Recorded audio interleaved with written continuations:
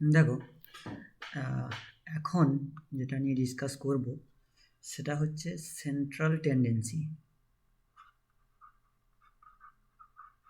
Central tendency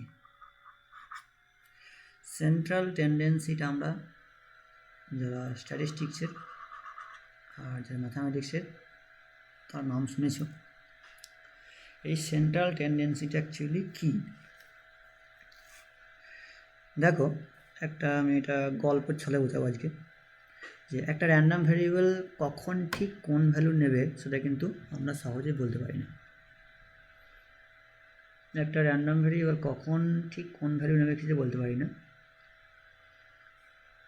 তাই আমরা অনেক সময় জানতে চাই যে মোটামুটিভাবে তার ভ্যালুটা কতটা হতে পারে বা কতটা হবে।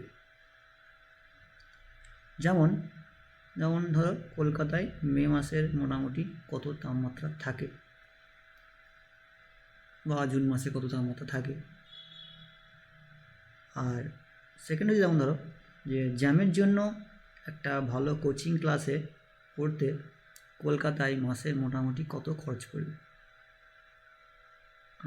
আমরা এক্সাক্ট বলতে পারবো না, কিন্তু কত মোটামুটি কত পড়বে সেটা আমরা বের করতে চাইছি। কিন্তু যদি আমরা জিজ্ঞেস করি যে একটা স্তন্যপায়ী প্রাণীর মোটামুটি কত ওজন হয়, তাহলে কী হবে? দেখো, স্তন্যপায়ী এখানে, তবে প্রশ্নটা কোনো মানে নাই কিন্তু এখানে, কারণ কি স্তন্যপায়ী প্রাণী নানা রকম হয় এবং তাদের ওজনের মধ্যে কিন্তু আকাশ পাতাল ফারাক আছে, তাই না? তিমি মাছ তো স্তন্যপায়ী নয়। আবার ধরো ছোট্ট যে ইঁদুর, তারা স্তন্যপায়ী, তাহলে কি ওজনে কত ফারাক বলো তো? প্রচুর ফারাক। তাহলে পৃথিবীর যাবতীয় স্তন্যপায়ীর ওজনের আমরা যদি মিন বের করতে চাই বা এক্সপেকটেশন বের করতে চাই, সেটা বার করতে পারি, কিন্তু সেই সংখ্যাটার কোনো মানে হয় না, কারণ আকাশ পাতাল ফারাক। এবার দেখো, যদি কোনো র্যান্ডম ভেরিয়েবলের বেলায় তার একটা মোটামুটি ভ্যালু বলা যায়, তবে বলবো সেই র্যান্ডম ভেরিয়েবলটার একটা সেন্ট্রাল টেন্ডেন্সি আছে। এটা মোটামুটি একটা ভ্যালু বলতে পারছি, হয়তো ভেরিয়েবলগুলো যে ভ্যালু নিচ্ছে আর কি, তার একটা কাছাকাছি ভ্যালু যদি আমরা বলতে পারি, মানে র্যান্ডম ভেরিয়েবলগুলো সমস্ত যত রকম ভ্যালু নিতে পারে তার একটা কাছাকাছি যদি ভ্যালু বলতে পারি, কিনতে পারবে সেটা বলতে পারবো না, কিন্তু তার কাছাকাছি যেটা বলতে পারি সেটাকে আমরা বলবো সেন্ট্রাল টেন্ডেন্সি আছে বলতে পারি ভেরিয়েবলটার। তাহলে এখানে মোটামুটি কথাটার অর্থ কী? মানে কি সত্যি গুরুত্বপূর্ণ এটা, কারণ এটা কোনো বিশেষ সংখ্যা কিন্তু নয়, এটা জাস্ট একটা আমাদের ধারণা মাত্র। ধরো আমি যদি উদাহরণ দিই তাহলে ভালো বোঝা যাবে। ধরো আমরা অনেক সময় কী করি, দুজন ছাত্রের মধ্যে তুলনা করি যে কার মেধা সবচেয়ে বেশি, এটা আমরা দেখতে চাই যে কার মেধা সবচেয়ে বেশি। এবার এখানে দেখো, এখানে মেধাটা কিন্তু একমাত্র আমাদের কিন্তু ধারণা মাত্র, মানে জাস্ট কল্পনা বলতে পারি। এক কথা এর কোনো কিন্তু সংজ্ঞা হয় না, মানে সংজ্ঞা দেওয়া কিন্তু কঠিন। কারণ তুমি যদি ধরো তুমি পরীক্ষার নম্বর দিয়ে কে কতটা মেধা সেটা মাপার চেষ্টা করতে পারো, তাতে কি হবে? তাতে কিন্তু পুরোটা কিন্তু তুমি বুঝতে পারবে না, কারণ শুধুমাত্র নাম্বার দিয়ে কারো মেধা বিচার করা যায় না। আমি পুরোপুরি কিন্তু গ্রাফটা কিন্তু পাবো না বা পুরো চিত্রটা পাবো না। আবার ধরো তুমি পরীক্ষা থেকে আমি বেরিয়ে এলাম, পরীক্ষাটা আমি ধরছি না, মানে পরীক্ষার বাইরেও, মানে এক্সাম হলের বাইরেও কে কতটা চিন্তাভাবনা করে সেটার হিসেব যদি আমি ধরি, মানে তুমি যদি শুধুমাত্র ভুল বললাম, যে আমরা শুধুমাত্র যদি ধরো এক্সাম দিয়ে বলি, তাহলে কিন্তু এক্সামের বাইরেও কে কতটা চিন্তাভাবনা করে সেটা কিন্তু এখানে বাদ চলে যাবে, সেটা কিন্তু এখানে আসবে না। আবার কে কটা বই পড়েছে সেটা দিয়ে যদি আমি এটাও বলতে পারি যে কে কটা বই পড়েছে বা রিড করেছে তার উপরে ভিত্তি করে আমরা কিন্তু মেধাটাকে পরিমাপ করতে পারি। এবং সেটা যদি করি তাহলে কি হবে, তাতে আবার কে কতটা সত্যি বুঝেছে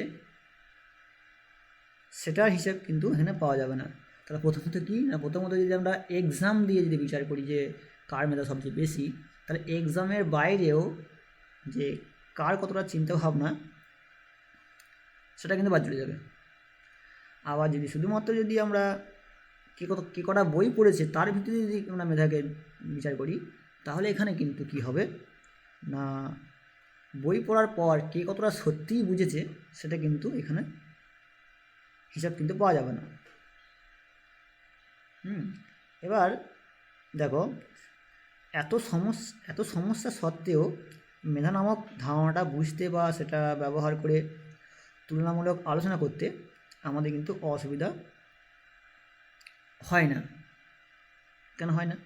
দেখো, সেন্ট্রাল টেন্ডেন্সি ব্যাপারটা সেরকম। আমরা যদি ধরো এমনি বের করতে চাই, এমনি ধরো ম্যাথ অঙ্ক কোশ্চেন তো সহজেই বেরিয়ে যাবে। আমরা সেটা যদি গ্রাফিক্যালি দেখতে চাই তাহলে কিন্তু সেটা সহজ নয় কিন্তু, হ্যাঁ, সম্পূর্ণ চিত্র কিন্তু দেবে না। এবার দেখো, আমরা সেন্ট্রাল টেন্ডেন্সি আমরা পাবো কীভাবে, মাপবো কীভাবে? দেখো, সেন্ট্রাল টেন্ডেন্সি মাপার যে প্রথম যে রুলটা হচ্ছে, প্রথম যে কায়দাটা হচ্ছে কীরকম, ধরো এক্স একটা র্যান্ডম ভেরিয়েবল, ধরো এক্স একটা এখানে র্যান্ডম ভেরিয়েবল, ঠিক আছে, যার আমি কী করতে চাইছি না, যার আমি সেন্ট্রাল টেন্ডেন্সি আমরা দেখতে চাইছি, ঠিক আছে। এবার এর সবচেয়ে যে মোস্ট পাওয়ারফুল যে প্রসেসটা সেটা হচ্ছে এক্সপেকটেশনটা হচ্ছে বার করা। এবার যদি এর সেন্ট্রাল টেন্ডেন্সি আছে কি না সেটা নির্ভর করে আমরা যদি কাজ করি, যে তাহলে আমরা কিন্তু এক্সপেকটেশনের ফর্মুলা লাগিয়ে দিলেই আমরা উত্তর পাবে, কিন্তু সেটা অর্থপূর্ণ না হতে পারে।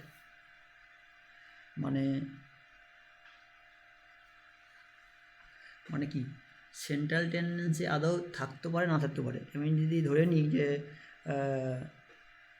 আমরা কোনো কিছু দেখলামই না, এখানে আমরা এক্সপেকটেশন লাগিয়ে দিলাম, তাহলে ওটা যে তোমার সেন্ট্রাল টেন্ডেন্সি হবে সেটা না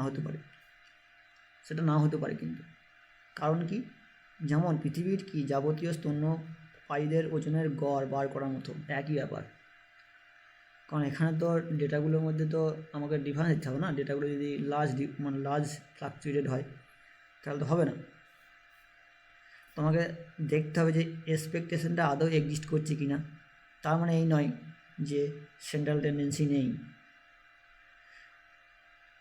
এক্সিস্ট করছে না মানে যে সেন্ট্রাল টেন্ডেন্সি নেই তার মানে এই নয় কিন্তু, হ্যাঁ, সেক্ষেত্রে সেন্ট্রাল টেন্ডেন্সি মাপার অন্য কায়দা অন্য কোনো রুলস ব্যবহার করতে হবে। হ্যাঁ, পরে আমরা দেখব যে আমরা সেন্ট্রাল টেন্ডেন্সির আমরা যেটা তিনটে হয়, যেটা মিন, মোড, মিডিয়ান। এবার আমাকে ডেটার ওপর ডিপেন্ড করে এটা হয় আর কি, কারণ ডেটাগুলো যেমন হবে তেমনভাবে হবে আর কি।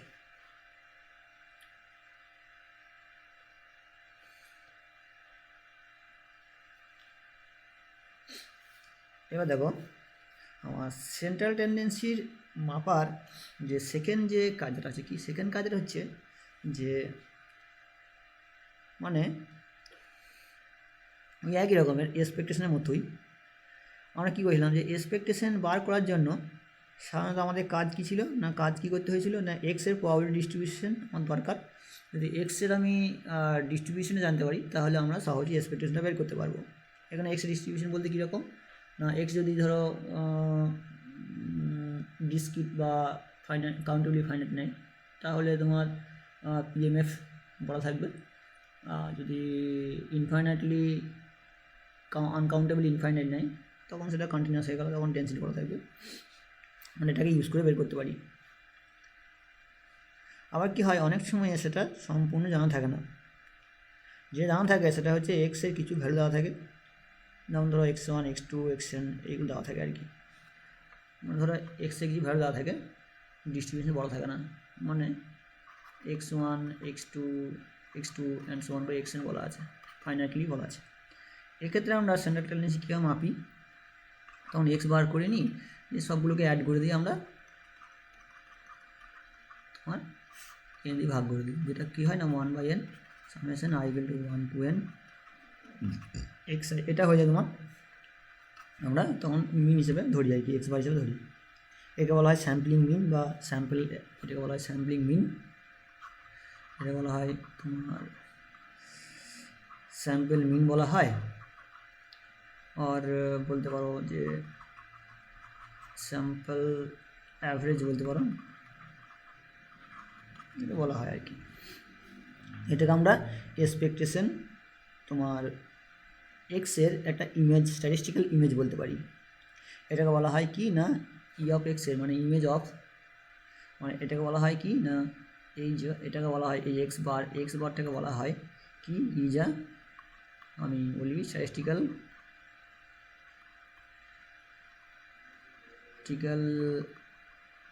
ইমেজ অফ এক্স, এটাকে আমরা বলতে পারি, ঠিক আছে। এটা আমরা এইভাবে বের করি।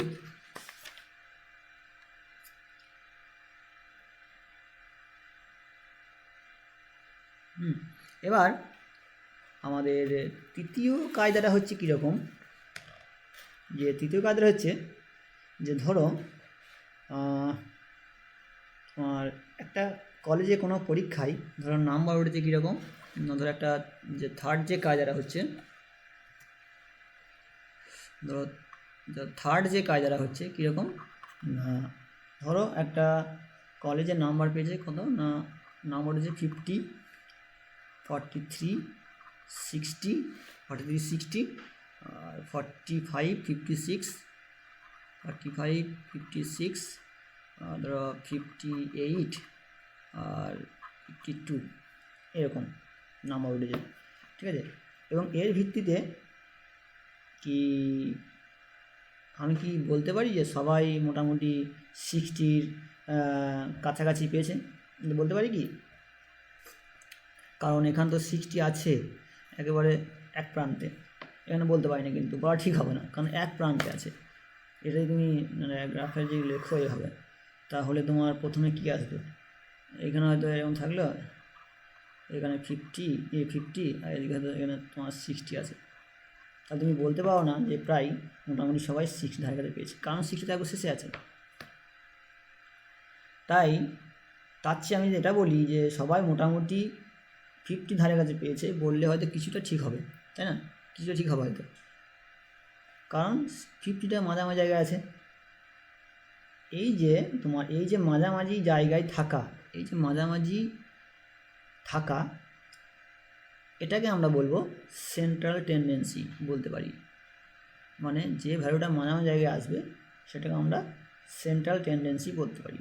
মানে কীরকম, ধরো এনখানা তোমার ভ্যালু দেওয়া আছে, এন সংখ্যা দেওয়া আছে, x1 x2 করে xn দেওয়া আছে, এখানকে আমরা এদেরকে আমরা কী করতে পারবো, এদেরকে আমাদের ছোট থেকে বড় হিসেবে আমাদেরকে প্রথমে সাজাতে হবে, তারপর দেখতে হবে যে কোন ভ্যালুটা ঠিক এদের মাঝে আছে, কোন ভ্যালু এদের মাঝে আছে, এবং সেই ভ্যালুটা যখন এখানে হয়ে যাবে তখন হয়ে যাবে কি না মেডিয়ান, তখন সেই ভ্যালুটা বলা হবে মেডিয়ান। তাহলে এটা ডিসক্রিট কেস, অবশ্যই ডিসক্রিট কেস,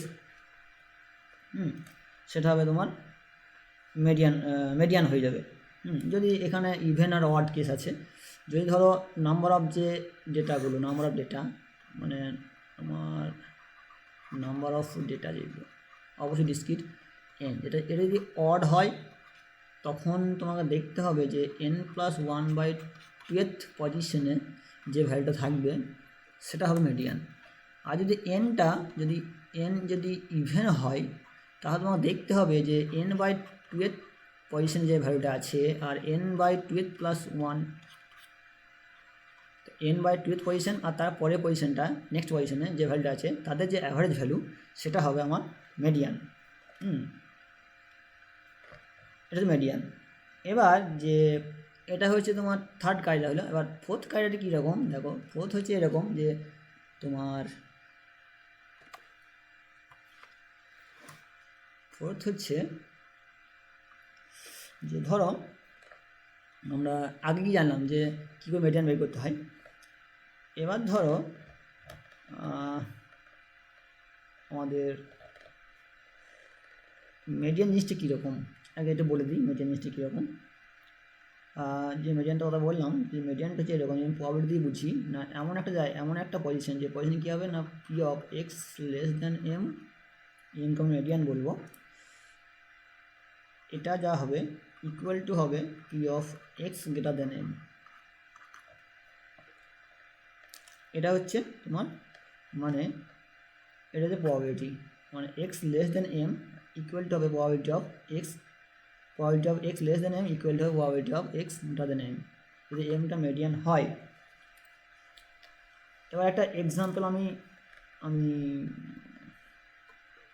দিই। এটা যে ক্রাইটেরিয়া এমকে আমরা মেডিয়ান বলবো তার একটা ক্রাইটেরিয়া।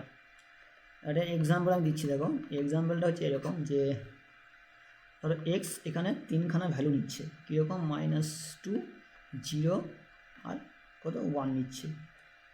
এদের প্রবাবিলিটি কিন্তু সেম, মানে এদের প্রবাবিলিটি 1/3, এরও 1/3, এরও 1/3। তাহলে তোমার মেডিয়ান কত হবে? মেডিয়ান তোমার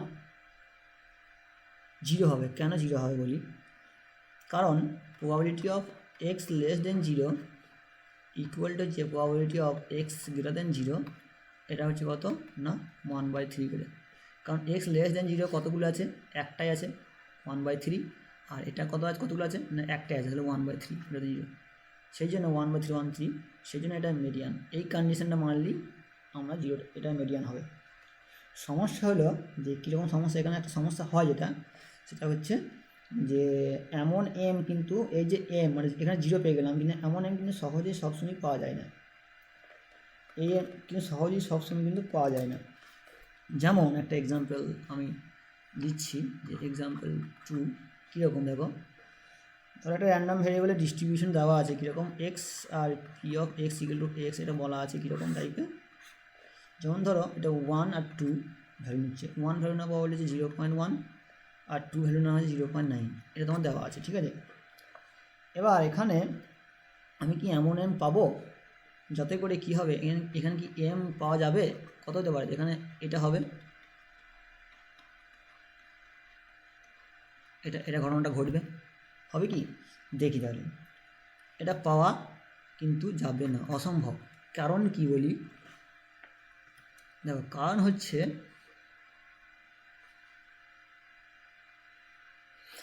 কারণটা হচ্ছে আমি যদি m লেস দেন 1 নিই তাহলে কি হবে, তাহলে probability of x less than m equal to হয়ে যাবে 0। কারণ কি বলা আছে x আর P of x equal to x, মানে তোমার 1 আর 2, 0.1 আর 0.9, কারণ লেস 1-এর থেকে ছোটো কোনো সংখ্যা তো নেই, তাহলে এখানে 0 হবে। আবার probability of x greater than M কত হবে, একটা যে 2, সেটা কত 0.9, সেটা গ্রেটার দেন 2, সরি 2 মানে কত 1-এর থেকে বেশি, না 1-এর থেকে বেশি, সেটা কত যে 1-এর থেকে বেশি হলে মানে 1-এর থেকে বেশি যদি হয়, এমটা হচ্ছে 1-এর থেকে ছোটো, ও আচ্ছা এমটা হচ্ছে লেস দেন 1, বুঝতে পেরেছি। এখানে এমটা হচ্ছে লেস দেন 1, ঠিক আছে। তাহলে এমটা যদি লেস দেন 1 হয় তাহলে তোমার প্রবাবিলিটি 0 অবশ্যই হবে। আর এক্সটা মানে এমটা তো একটা ছোটো, তাহলে এক্সটা যদি এমের থেকে বড় মানে কত 1 ভ্যালু নেবে আর 2 ভ্যালু নেবে, মানে 2 ভ্যালু নেবে, যোগ করলে কত হয়, যোগ করলে হবে তোমার এখানে যোগ করলে হবে তোমার 0.1 প্লাস 0.9 ইকুয়াল টু 1 হয়ে যাবে, ঠিক আছে। আলাদা হচ্ছে এখানে। এবার যদি m ইকুয়াল টু 1 নিই তখন কী হবে, m ইকুয়াল টু 1 চুজ করে নিই, তাহলে সেটা যেটা আমি প্রথম বলছিলাম আর কি সেটা হবে, কারণ P of x less than এমটা হয়ে যাবে তোমার 0.1 আর সরি লেস দেন এমটা হবে তোমার 0 আর P of x greater than এমটা হবে তোমার 0.9 বুঝে গেল। তার মানে কিন্তু এখানে হচ্ছে না। এবার যদি আমি এরকমও নিই যে প্রত্যেকটা কেস দেখছি আর কি আমি, যে প্রবাবিলিটি অফ আমি নেবো এরকম যে এমটা যদি এরকম বিলং করে যে 1 লেস 1 লেস এম লেস 2, তাহলে তোমার P of x less than M হওয়ার প্রবাবিলিটি কত হয়ে যাবে? 0.1 হয়ে যাবে। আর P of x greater than M কত হবে? 0.9 হয়ে যাবে, তাই না? এবার এম এগুলো 2 নিই, সবগুলো দেখছি আর কি, ঠিক আছে? এম এগুলো 2 নিই, এম 2 নিলে কী হবে না probability of x less than m সমান হয়ে যাবে তোমার লেস 0.1 হবে। আর তোমার probability of x greater than M কত হয়ে যাবে? তোমার 0 হয়ে যাবে। আবার যদি তুমি এক্স গ্রেটার দেন 2 নাও, সবগুলো দেখো তুমি এম গ্রেটার দেন 2 নাও, আর এখানে কত হবে?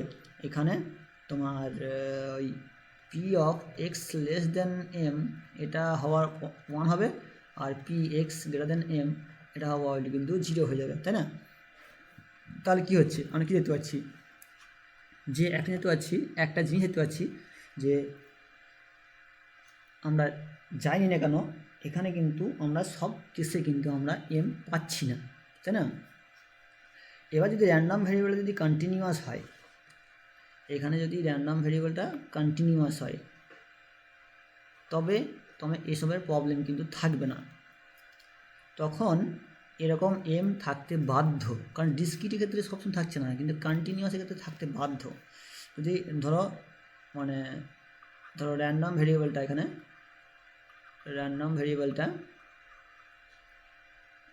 এখানে কন্টিনিউয়াস টাইপ, ঠিক আছে? কন্টিনিউয়াস টাইপ, তাহলে এখানে কিন্তু এম থাকবেই। কন্টিনিউয়াস না হলেও মিডিয়ানের সংজ্ঞা এখানে খাড়া করা যায়, মানে তুমি বুঝতে পারবে, কিন্তু সেটা খুব একটা কাজে লাগে না অবশ্য। এবার দেখো একটা প্রবলেম আমি বলবো যে তোমার প্রবলেমটা হচ্ছে তোমার মিডিয়ান বের করার উপরই আর কি, মানে তোমাকে এটা বের করতে হবে যে দেখো প্রবলেমটা হচ্ছে এরকম,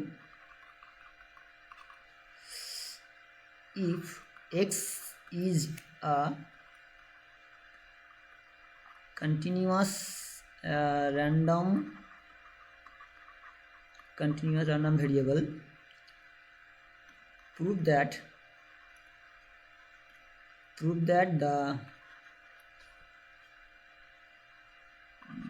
the first absolute moment of x is minimum when taken about the median,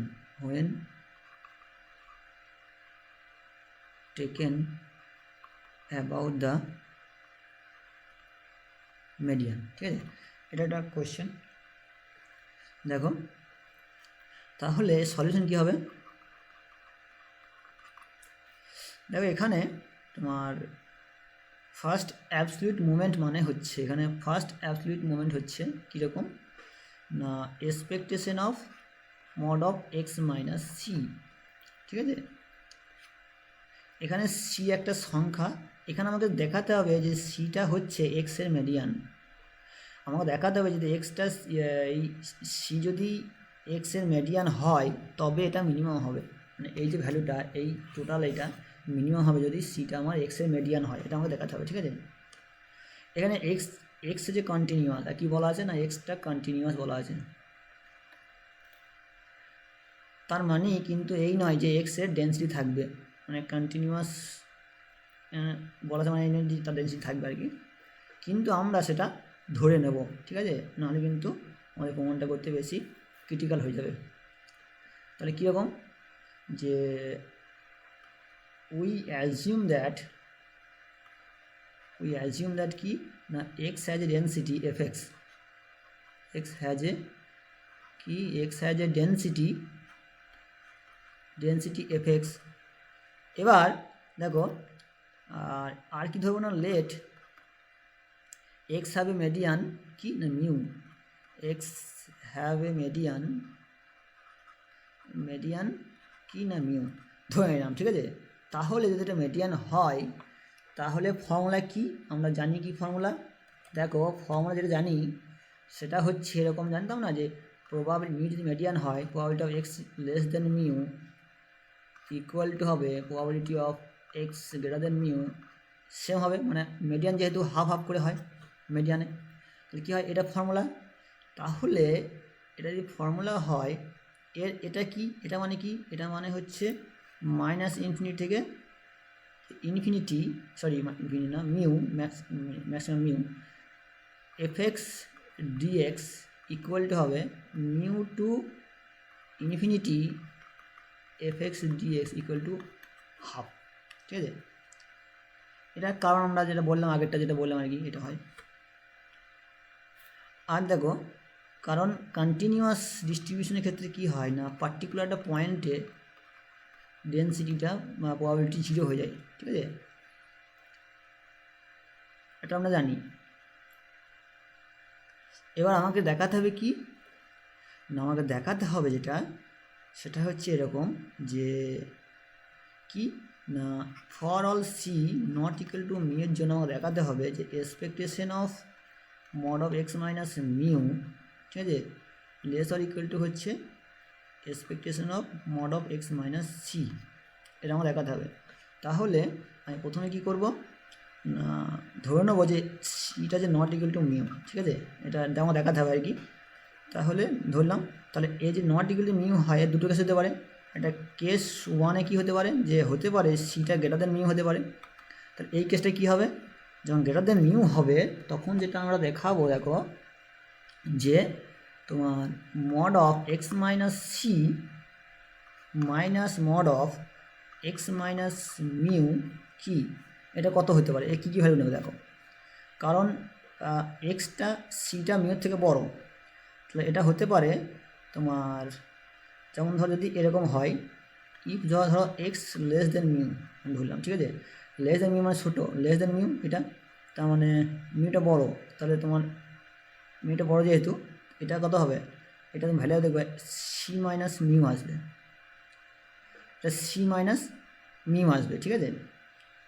আর আরেকটা যেটা আসবে ধরো ইফ যদি এরকম হয় যে mu x less than c, কারণ দুখানা পয়েন্ট মিউ আর সি আছে বলে এটা হচ্ছে কীরকম হবে, তাহলে c plus mu minus 2x। আর এটা আসবে কীরকম না, একটা আসবে যদি ইফ কী হয় না এক্সটা গ্রেটার ইকুয়াল টু সি হয়, এক্ষেত্রে আসবে মিউ মাইনাস সি, এক্সটা গ্রেটার ইকুয়াল টু সি, মানে তোমার এটা এই মানটা পজিটিভ আসছে, এই মানটা পজিটিভ আসবে, এই মান যদি পজিটিভ আসে তাহলে এক্স মাইনাস সি হয়ে যাবে, আর এর মানটা কী হবে, এর মানটা আসবে এরকম, এর মানটাও তোমার x minus x plus mu আসবে, দিয়ে এটা কেটে যাবে, দিয়ে আসবে তোমার মিউ মাইনাস সি আসবে, ঠিক আছে। এরকমভাবে এগুলো এই রেঞ্জ থেকে আমাকে ক্যালকুলেশন করতে হবে, এগুলো একই আসবে আর কি।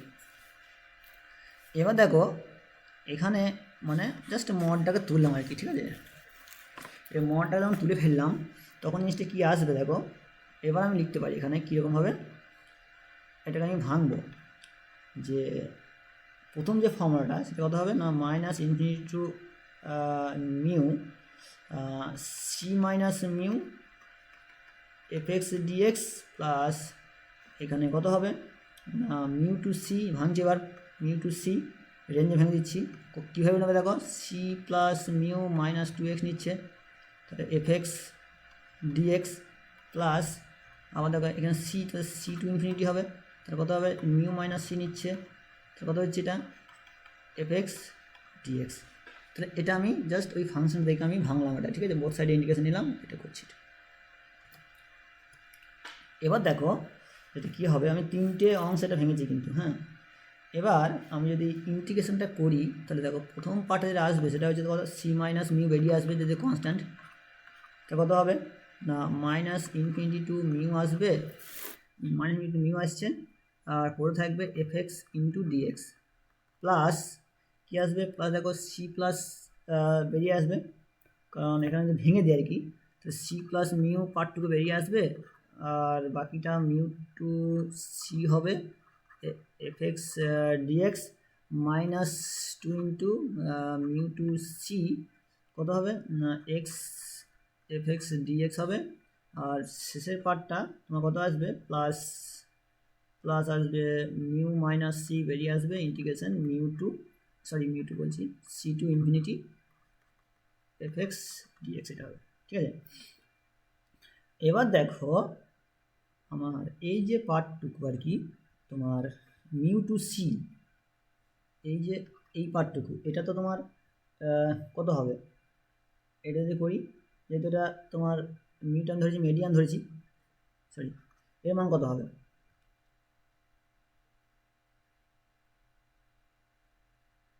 এর মান কত হবে, এর মান দেখো এরকম আসবে যে half into C minus mu, ঠিক আছে, half into C minus mu আর প্লাস কী আসবে দেখো সি প্লাস মিউ আছে এখানটায়, এটা কত, এটা হচ্ছে তোমার প্রবাবিলিটি অফ, এটা আসবে এরকম যে probability of mu less equal to x less than c, এই ডেফিনেশন এইটুকু এই পার্টটুকু আর কি, ঠিক আছে। আর মাইনাস কত আসবে, মাইনাস যদি করি মাইনাস না এটা প্লাস আসবে, এই পার্টটুকু কত হবে, এই পার্টটুকু মাইনাস হ্যাঁ সরি মাইনাসটা উপর থাকবে তো minus two into mu two C x F x dx, এটা প্লাস আসবে মিউ মাইনাস সি যাচ্ছে, আর এই পার্টটা কী হবে, এই পার্টটা হবে probability of x greater than c greater equal to c, এই পার্টটুকু আমি পেয়ে গেলাম, ঠিক আছে। এবার এখানে এর মান কিন্তু হাফ, কিন্তু এর মান কিন্তু হাফ, মনে রাখবে এখানে হচ্ছে তোমার minus infinity to mu F x কি না মানে হাফ, কেন হাফ হচ্ছে কারণ আমার আমি ধরিয়ে নিয়েছি যে এখানে কি আমরা মেডিয়ানটা ধরে নিয়েছি আর কি, মিউটা হচ্ছে তোমার এখানে মেডিয়ান ধরে নিয়েছি আর কি, সেই জন্য এখানে কিন্তু হাফ হচ্ছে। এবার দেখো যে তারপরে কেসটা আমরা কীভাবে করছি দেখো,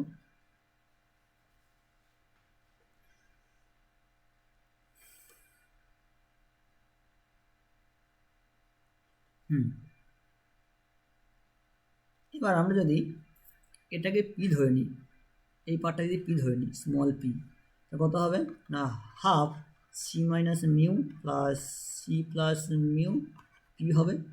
আর এটা যদি পি হয় তাহলে এই পোর্শনটা কত হবে, এই পোর্শনটা কত হবে হাফ মাইনাস পি হবে, দেখো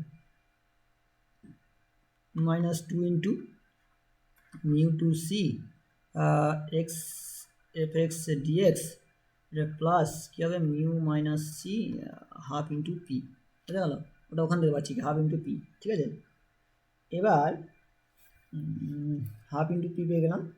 এবার দেখো তাহলে একটু ক্যালকুলেশন যদি করি, সেটা ক্যালকুলেশন করলে কি আসবে দেখো, ক্যালকুলেশন করলে এটা আসবে, কারণ কত আছে প্রথমে আছে দেখো half C minus mu plus C plus mu into P plus mu minus C into half minus P minus two into তোমার mu two C x into F x DX equal to কত হবে, একটু calculation করি, calculation করলে এটা এরকম আসবে, একবার দেখে নেবে যে টু সি পি আসছে minus two into mu two C x into F x dx. তার মানে এটা আমি লিখতে পারি যে আমি এটাকে লিখতে পারি এরকম, কীরকম লিখতে পারি না দেখো টু কমন নিচ্ছি,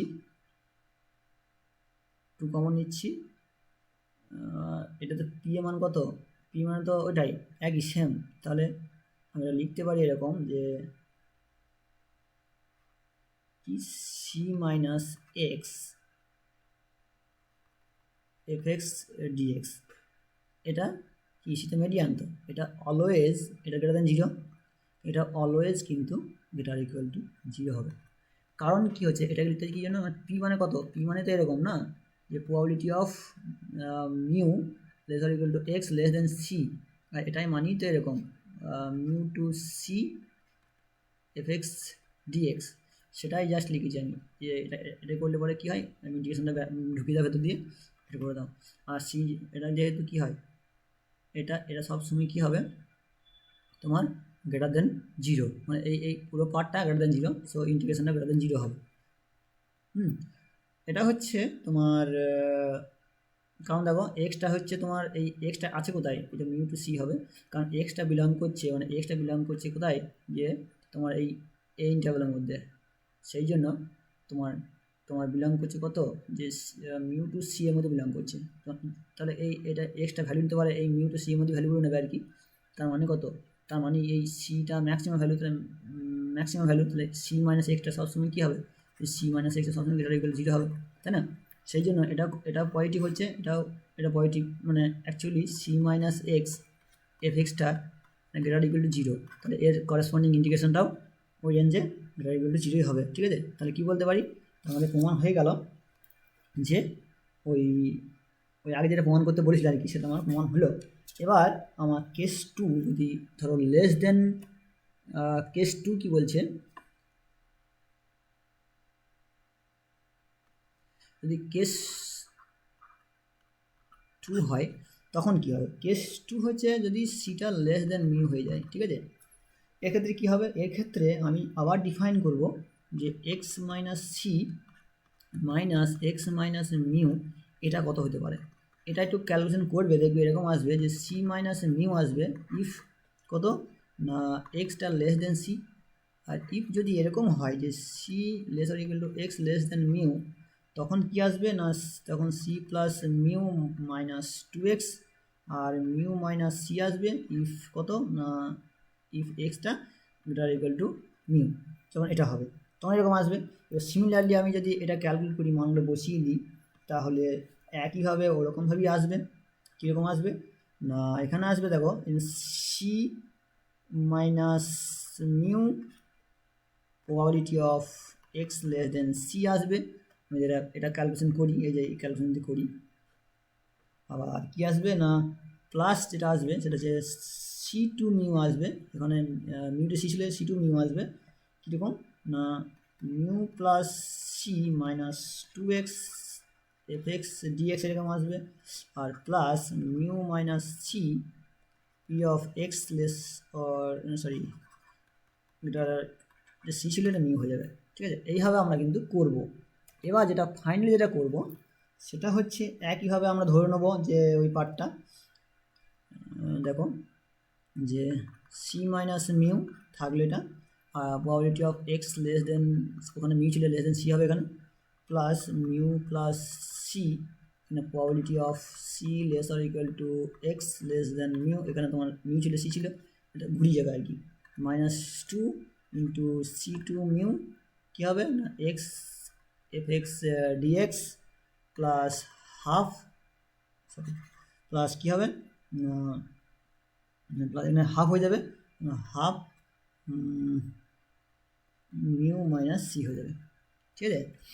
এবার দেখো আমি একটু যদি কায়দা করে দিই, তাহলে যেটা আসবে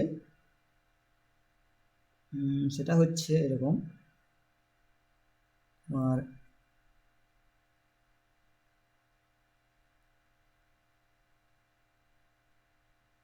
দাঁড়া বলি,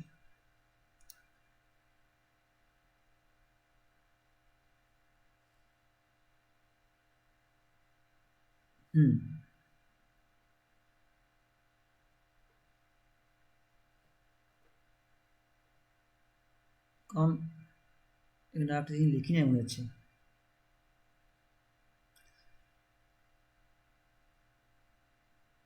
এখানে একটা জিনিস লিখতে হতো, এখানে একটা জিনিস লিখবে যে প্লাস মিউ, সরি এরকম হবে না, mu minus c probability of x equal to mu, ঠিক আছে? এরকম আসতো। এবার দেখো এটা আমি লিখবো এইভাবে যে এবার মানগুলো বসাবো, যে এর মানটা বসিয়ে দেবো, এর মান হাফ হবে, তাহলে কত হবে না সি মাইনাস মিউ, এর মান হবে কত, এর মানে হাফ মাইনাস পি, এটা কি ধরবো, তো কত হয়েছে না প্লাস মিউ প্লাস সি, এটা হবে তোমার পি হবে, minus two c two mu থাকলো, প্লাস মিউ মাইনাস সি, এটা হাফ হবে।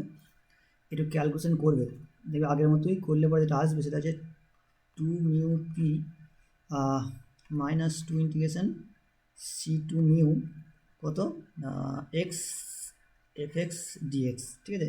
এটা ক্যালকুলেশন করে এরকম আসবে যে two into C two mu mu minus x F x dx, এগুলো সবসময় দিতে হবে, ঠিক আছে। তো মানে বোধ কেসেই আমি মানে বলতে পারি যে মানে বোধ কেসে কী বলতে পারি যে ফর অল তোমার c not equal to mu এর জন্য কি হচ্ছে না এক্সপেকটেশন যে এক্স মাইনাস মিউ এটা সবসময় লেস অর ইকুয়াল টু হয়েছে এক্সপেকটেশন কত মাইনাস এক্স মাইনাস সি। তাহলে কী বলতে পারি, আমাদের যেটা বলছিলাম যে যদি মিডিয়ান নিই তাহলে মিডিয়ানের রেসপেক্টে আমার, কারণ এটা তো এনি ভ্যালু ছিল না, সেটা এনি ভ্যালু ছিল, আমি যখন মিউটা মিডিয়ান নিয়েছিলাম তখন সেটা সবচেয়ে কম হচ্ছে, তাই না, ফর অলের জন্য, for all c not equal to mu এর জন্য। তার মানে কি মিডিয়ানই সবচেয়ে মিনিমাম ভ্যালু আছে, তাহলে এখানে আমাদের প্রবলেমটা প্রুভ হয়ে গেল।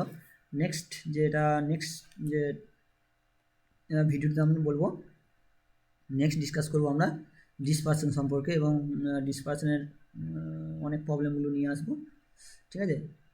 আজ এই পর্যন্তই, ধন্যবাদ।